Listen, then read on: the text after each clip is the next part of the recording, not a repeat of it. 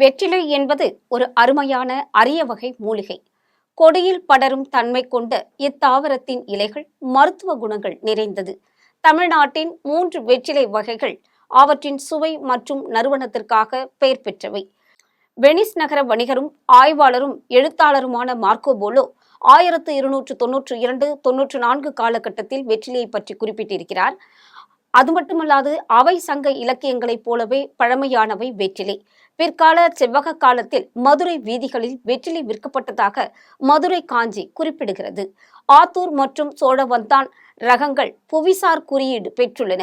மதுரை மாவட்டம் வாடிப்பட்டி வட்டத்தில் உள்ள சோழவந்தான் பேரூராட்சியில் விளையும் வெற்றிலையானது அதன் சுவை மற்றும் நறுமணத்திற்கு பிரபலமானது.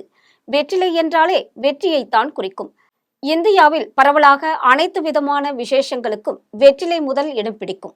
தாம்பூலத்தில் மட்டுமல்லாது விருந்து உபசரிப்பின் முடிவில் வெற்றிலை கண்டிப்பாக இடம்பெறும். பலமான விருந்து முடித்த பின்பு வெற்றிலை சாப்பிட்டால் நல்ல ஜீரணமாகி அஜீரண கோளாறு தவிர்க்கப்படும். தமிழ்நாட்டில் வெற்றிலைக்கு பெயர் போன ஊர் கும்பகோணம். இவ்வூரில் விளையும் வெற்றிலை உலக நாடுகளுக்கு ஏற்றுமதி செய்யப்படுகிறது. வெற்றிலையில் 2 வகை உண்டு, கருப்பு மற்றும் வெள்ளை வெற்றிலை. தமிழ் கவிஞர்கள் வெற்றிலைக்காக பாடல்கள் எழுதியுள்ளனர்.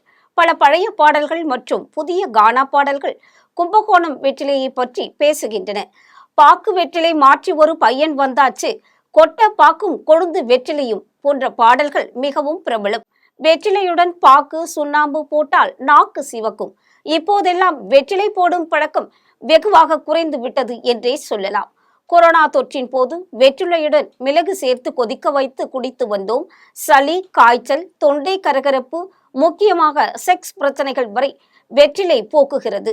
இது நாம் சாப்பிட்ட உணவின் சுவையை நீண்ட நேரம் நாவில் வைத்திருக்கும் என்பதும் ஒரு காரணமாக சொல்லப்படுகிறது.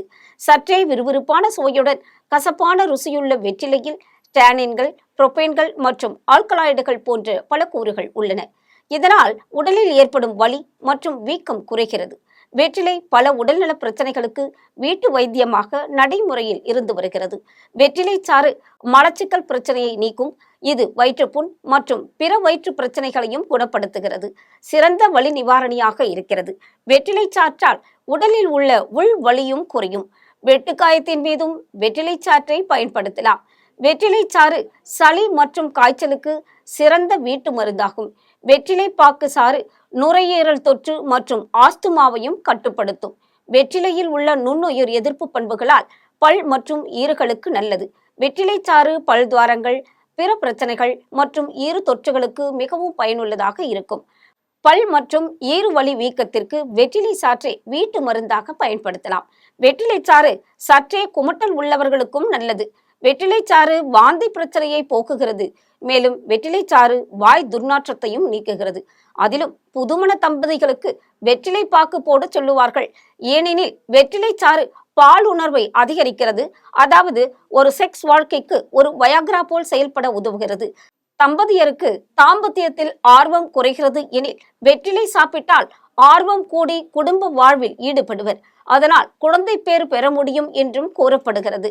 இப்போதெல்லாம் மக்கள் வெற்றிலையை சும்மா பூஜையின் போது மட்டுமே பயன்படுத்தி பிறகு குப்பையில் போடுகின்றனர். சுமார் 90% பேர் அப்படித்தான் செய்கின்றனர். நாக்கு தடிமனாகும், அறிவு மங்கும் போன்ற தவறான கருத்துக்கள் அப்போது பேசப்பட்டது. ஆனால் தற்போது வெளிநாடுகளில் வெற்றிலை கேப்சியூல் வடிவில் விற்கப்படுகிறது. நம்முடைய நாட்டில் அதிகம் கிடைக்கிறது. ஆனால் நமக்குத்தான் அதனுடைய அருமை தெரிவதில்லை என்றுதான் சொல்ல வேண்டும். ஆன்மீகத்தின் அடையாளமாகவும் வெற்றிலை பயன்படுகிறது.